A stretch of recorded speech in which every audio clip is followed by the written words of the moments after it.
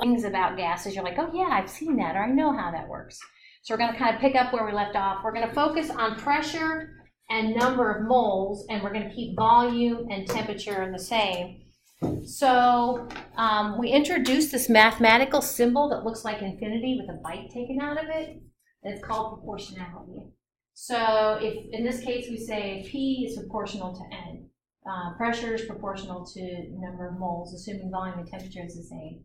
So that means as one goes up, the other goes up. So I mean, and this is going to work because my volume keeps changing, but okay, assuming my volume's going to stay the same, the whole N thing works because every time I breathe into it, I'm increasing N. Okay, and assuming I'm keeping the volume the same, if I blow more in, I'm not going to do it because I don't think I will break it. As long as the volume stays the same, it's going to get tighter and tighter. Pressure is going to increase. Okay, N goes down, pressure goes down.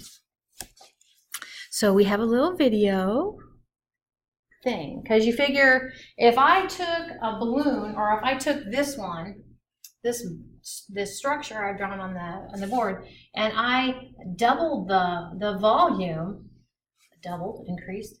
Does this make sense that actually the pressure is going to go down? Yeah. And so that's what we call an inverse relationship. So we can say, with regard to using that proportionality symbol, this. We can, you probably heard like 1 over P would be what we call the inverse of P. So we say that volume is proportional to the inverse of pressure. Okay? So that's the one goes up, the other one goes down sort of thing. And here's a little video on that one. So sometimes it's hard to see what your gas of interest is. We do a lot with syringes. I don't know if you can see it very well, but up here, this is the bottom of the syringe, and it's kind of moving up and down in this container. And this is the gas of interest. So that's your gas of interest. And again, we kind of have the little pressure gauge at the top there, quite clever. So the more the pressure, the more that the needle goes over to the right, it's increased pressure, goes to the left, it's decreased pressure. Well, so this data, I thought it was going to show me another syringe. So this data basically was made by just moving that plunger up and down. The top one gives us, it's not a straight line, and we're all about straight lines. If you ever see something like that, you're probably looking at an inverse relationship. So if we plot pressure versus volume, this is what we have going on. As the volume goes up, the pressure goes down. Well, if we go ahead and take, instead of pressure, if we plot the inverse of pressure versus volume, aha, there we get our nice straight line. And one of the things we know with straight lines is if you get the slope of that line, you've got information about when we see the correlation, the connection between those two things that you plotted. So pressure and volume are inversely related. Again, if you plot pressure versus volume,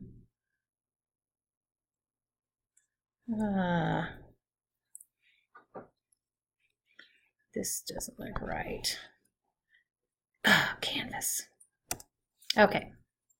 Here are some still images. This is the one I thought we were looking at. Basically, all you're going to see is we've got the syringe capped off, and then we're going to go ahead and make the plunger go down. How are we going to do that? By adding lead shot at the top there. So then in this case, the amount of lead shot at the top is actually an indication or correlates with the pressure inside the syringe. So starting out, you're looking with no shot, you're looking at 1 atmosphere pressure going on in there. The volume that's contained in that syringe is 14.3 milliliters. Go ahead and add 500 grams of shot. We're able to go ahead and get to the pressure. This right here is the gas of interest.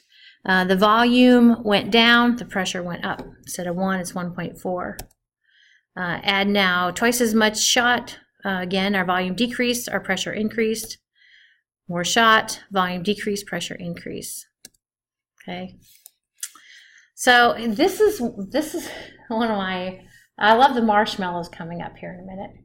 This piece of glassware is an Erlenmeyer flask, It's a special thick-walled Erlenmeyer flask with a sidearm, okay? And the reason it's thick-walled is you want to be able to pressurize, put a pressure in it and draw a vacuum in it. So that's kind of what we have set up. Again, with a syringe, we have a syringe that is capped off here. So the gas of interest, I don't know if you can see the plungers right here. So this is the gas of interest. So bottom line, the next slide you're going to see, we're going to actually go ahead and stopper that. And so we can, in our, vacuum flask, an Erlenmeyer with a sidearm, in this vacuum flask, we can go ahead and pressurize and draw a vacuum. So what we've done here is take a tire pump and increase the pressure here. So increasing the pressure here actually then made the stopper go down more. Okay, so increasing pressure, decrease this volume in here. And again, we're going ahead and, oops, sorry. Yeah, more. Here's one for you. So these are marshmallows minding their own business. And marshmallows are sugar and air. So in this little experiment, we're going to both pressurize the marshmallows and pull a vacuum on the marshmallows. So in this case, we've used a tire pump. Oh, no, sorry. In this case, we've actually pulled a vacuum on it. And it's not too hard to pull a vacuum to try to evacuate the gas particles. So we evacuate the gas particles, it lowers the pressure, and it increases the volume. Yeah, I think that is it. It's the little things. If you ever put a peep in a microwave, okay, try it. So, and then here's one. This is instead of drawing the vacuum, this is taking our tire pump. So we increase the pressure, we decrease the volume. I like that one. I think that's about it. Now these problems, I don't feel too bad. Like I said, I think they're kind of like a softball. I will collect these for normal credit. These are just like conversions, pressure conversions. We don't get to the real good problems for gases until part 2. So let's get down the road a little bit with part 2 so we can be less stressed out about it. Is my thing running? Oh well. Here I was all braggy about our common sense things, and they all happen to be men, which there's nothing wrong with being a guy. But basically, each one of these scientists takes a pair of these, just like we've been talking about, looks at how gases behave relative to two of these 4 variables. So, oh, by the way, and this is, and I think we'll talk about it soon, assuming that the gases are behaving ideally. You know, what's not ideal about a gas, or what is ideal about a gas? It's coming up. So what is ideal about a gas? Well, there's 2 things we are assuming about a gas if it's behaving ideally. One is that they don't stick together at all. I mean, when I think about a box, I'm like, there's no intermolecular bonds, none. The other one's a little more weird.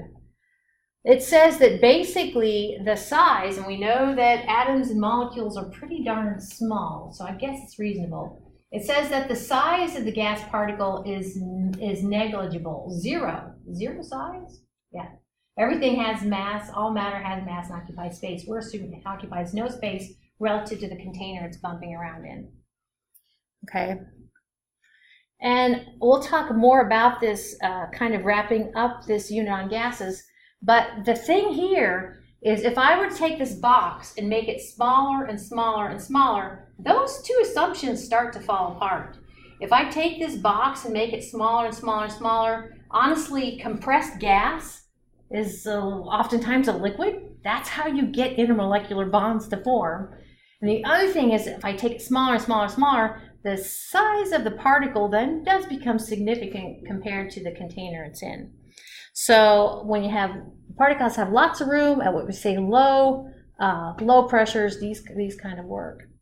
So what about those 3 gas laws that kind of go taking these at a pair at a time? Well, Boyle's law then keeps number of moles and temperature the same. You can see I'm like, which one does that one? Okay, and it focuses on something we've already focused on. Just got done focusing on it, pressure and volume. And we said that they are actually inversely related in part 1 in unit 5. So as volume goes up, Pressure goes down. As volume goes down, pressure goes up. We said that we can use a proportionality constant to show this inverse relationship. Volume is proportional to the inverse of pressure. Well, I'm going to do something now. We do this, it's a math thing. Actually, we can take a proportionality constant, or we can take a proportionality symbol and introduce a constant and replace that proportionality symbol with an equal sign, and it looks like this. So does PE is equal to some constant K? Is that saying the same thing as volume is proportional to the inverse of pressure? It is. Mathematically, what we're saying with PV here is pressure times volume. The product is always going to be a constant. Well, does that work? If one goes up, the other goes down. One goes down, the other goes up. Still multiplied together, they're always going to be equal to constant. Yeah. So we just, and hold that thought. We'll finish this up on Monday. So that was Boyle's law. Boyle's law does these two. Good for Boyle's. Charles' law it holds pressure and number of moles constant, and it looks at volume and temperature. And we haven't necessarily, I think we touched it on Wednesday. Okay, this was the balloon. If you heat the balloon up, assuming you're going to keep the same number of moles and pressure, it's going to increase your volume. Why? Because the particles are going faster. Okay. So these actually are directly proportional. I usually, instead of monkeying with the volume, thinking what consequence it has on temperature, I usually monkey with the temperature and think of what consequence it would have on volume. Increase the temperature, increase the volume. That's assuming the other two of your four variables are held constant. Well, let's see what that would look like then when we go ahead and remove the proportionality symbol, replace it with an equal sign. Well, do you buy this? Mathematically, volume divided by temperature will always be constant. That ratio will always be constant.